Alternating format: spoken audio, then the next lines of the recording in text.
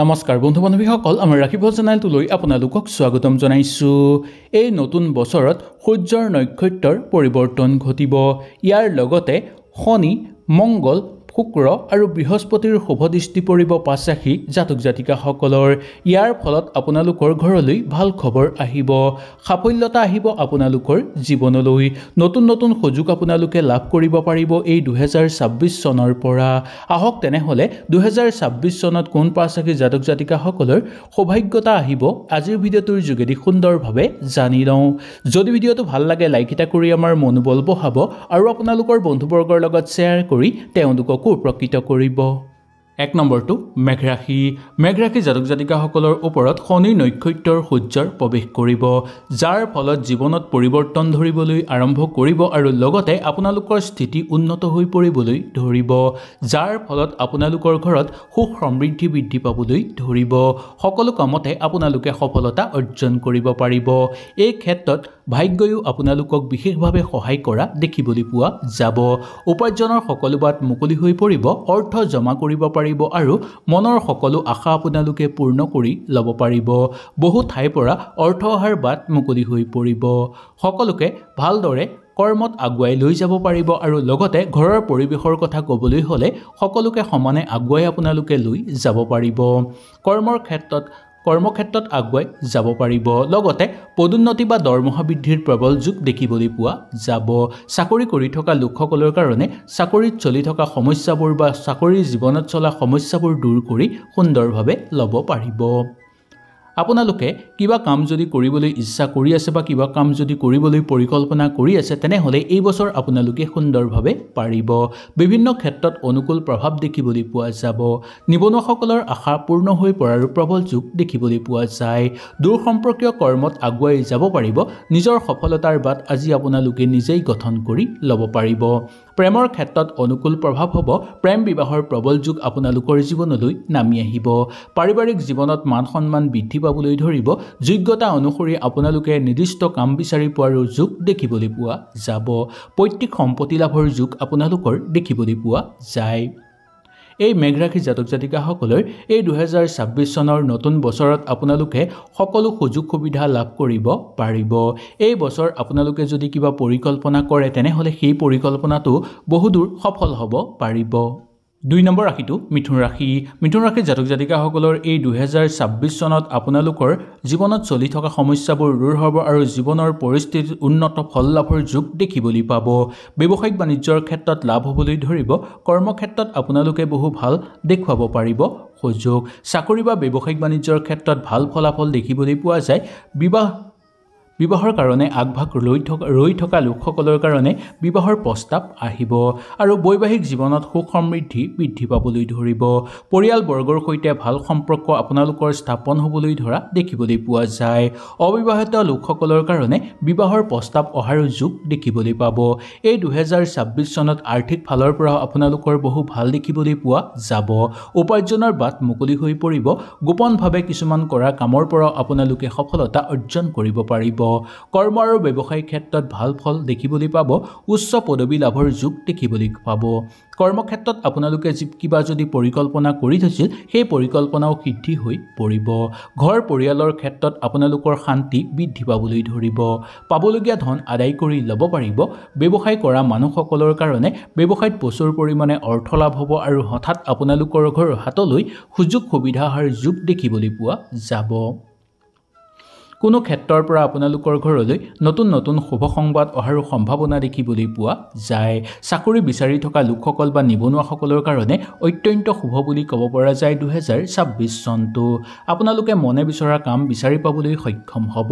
বিবাহৰ অপেক্ষাত ৰৈ থকা লোকসকলৰ কাৰণে বিবাহৰ প্ৰস্তাৱ আহিব এই ২০২৬ চনত।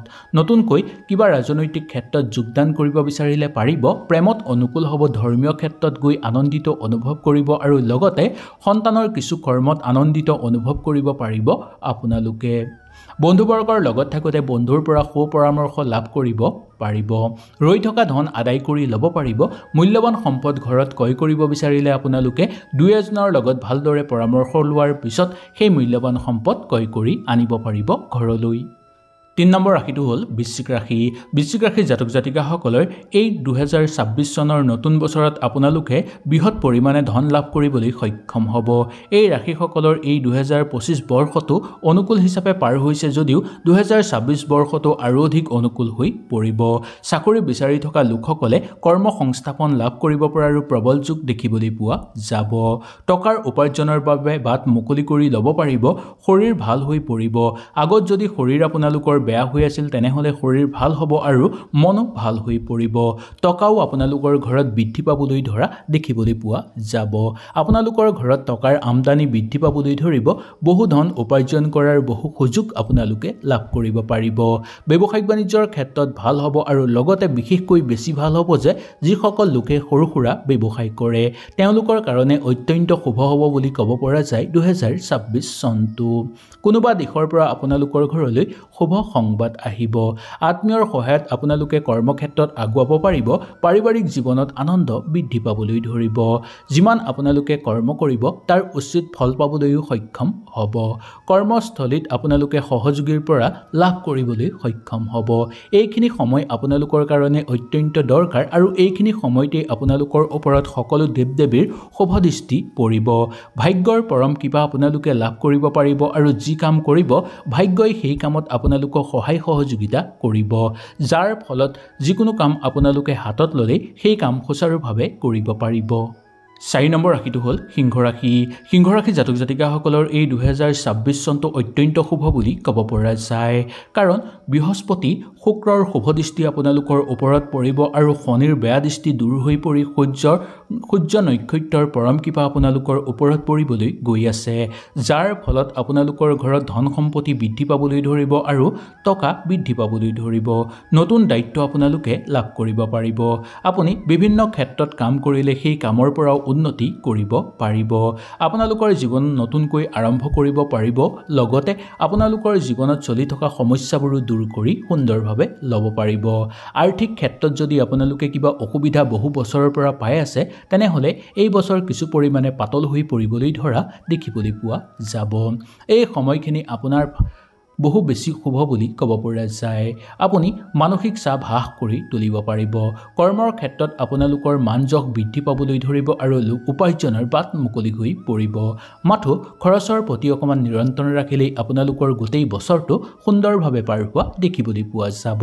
সিংহ ৰাশিৰ জাতক জাতিকাসকলে এই 2026 চনত কেইবাটাও ভ্ৰমণৰ যোগ লাভ কৰিবলৈ সক্ষম হ'ব। বহুকেইটা ক্ষেত্ৰতে আপোনালোকে ভ্ৰমণ কৰি আনন্দিত অনুভৱ কৰিব পৰাৰো প্ৰবল সম্ভাৱনা দেখিবলৈ পোৱা যায়। নিবনুৱাসকলে বা কাম বিচাৰি থকা লোকসকলৰ কাৰণে কৰ্মপ্ৰাপ্তিৰ যোগ নামি আহিছে। অতি সহজতে আপোনালোকে কৰ্ম লাভ কৰিব, কিন্তু সেই কৰ্ম নিৰ্বাচন কৰোঁতে খুব সাৱধানতা অৱলম্বন কৰি ল'ব লাগিব। পৰিকল্পিত কাম আপোনালোকৰ হৈ পৰিব, কিন্তু সম্পূৰ্ণভাৱে যে হ'ব তাত কিছু সন্দেহ দেখিবলৈ পোৱা যায়। চাকৰিয়ালসকলৰ কাৰণে এই সময়খিনি আপোনালোকৰ কাৰণে অনুকূল হ'ব আৰু মাজে সময়ে ঘৰুৱা পৰিৱেশতো আপোনালোকে সময় দিবলৈ সক্ষম হ'ব। ঘৰত যদি কাৰোবাৰ স্বাস্থ্যৰ অৱনতি ঘটি আছে তেনেহলে এই বছৰ কিছু পৰিমাণে উন্নত হৈ পৰাৰ যোগ দেখিবলৈ পোৱা যাব। ঘৰ পৰিয়ালৰ ক্ষেত্ৰত আপোনালোকৰ আনন্দময় পৰিৱেশ বিৰাজ হ'ব।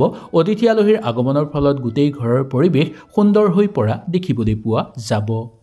5 নম্বৰটো হ'ল মীন ৰাশি।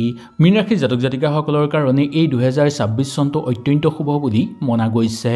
কাৰণ শনি আৰু মংগলৰ শুভ দৃষ্টি আপোনালোকৰ ওপৰত পৰিব। যাৰ ফলত আপোনালোকে জীৱনত উন্নতি কৰিব পাৰিব। ব্যৱসায়িক বাণিজ্যৰ ক্ষেত্ৰত সফল হ'ব আৰু সেই ব্যৱসায়ত বিনিয়োগ কৰিলেও উন্নত ফল লাভ কৰিব পাৰিব। কৰ্মক্ষেত্ৰত বহুদূৰ আপোনালোকে আগুৱাই যাব পাৰিব। চাকৰি বিচাৰি থকা লোকসকলৰ কাৰণে বা নিবনুৱাসকলৰ কাৰণে অত্যন্ত শুভ হ'ব। বৈবাহিক জীৱনৰ ক্ষেত্ৰত সুখ হ'ব আৰু পৰিয়ালবৰ্গৰ মাজতো আপোনালোকৰ ভাল সম্পৰ্ক স্থাপন হ'বলৈ গৈ আছে। বিয়াৰ কাৰণে অপেক্ষা কৰি থকা লোকসকলৰ কাৰণে ঘৰতে বিবাহৰ প্ৰস্তাৱ অহাৰ যোগ দেখিবলৈ পোৱা যাব। আপোনালোকৰ ঘৰত সুখ সমৃদ্ধি বৃদ্ধি পাবলৈ ধৰিব। সকলো কৰ্মতে সফলতা অৰ্জন কৰিব পাৰিব। এই সময়খিনি সকলো লোকে আপোনালোকক সহায় সহযোগিতা কৰিব। উপাৰ্জনৰ নতুন নতুন বাট বিচাৰি পাবলৈ সক্ষম হ'ব আৰু এই ধন আপোনালোকে জমাও কৰি ৰাখিব পাৰিব। মনৰ দৃঢ়তাৰ ভাৱটো বৃদ্ধি পাবলৈ ধৰিব। যাৰ ফলত আপোনালোকে যি কামতেই হাত দিব সেই কামেই সুচাৰুভাৱে আপোনালোকৰ হৈ পৰিব। সত্যৰ দিশৰ পৰাও আপোনালোকে সফলতা অৰ্জন কৰিব পাৰিব। পৰিয়ালবৰ্গৰ মাজত থাকোঁতে আনন্দময় পৰিৱেশ বিৰাজ হ'ব আৰু সহযোগীৰ লগত থাকোঁতেও আপোনালোকে সুখ সমৃদ্ধি বৃদ্ধি পাবলৈ ধৰিব। ইয়াৰ বাহিৰেও কৰ্মক্ষেত্ৰত সহযোগীৰ লগত থাকোঁতে সহযোগীৰ পৰা সহযোগিতা লাভ কৰিব পাৰিব। চাকৰি কৰি থকা লোকসকলৰ সমস্যা কিছু পৰিমাণে অন্ত হ'বলৈ ধৰিব। আপুনি কাম অতি সুন্দৰভাৱে কৰিব পাৰিব। কিছুমান কামত ঘৰৰ মানুহৰ পৰা সহায় ল'বলগীয়াও হ'ব পাৰে। প্ৰেমৰ ক্ষেত্ৰত শুভ হিচাপে পাৰ হ'ব।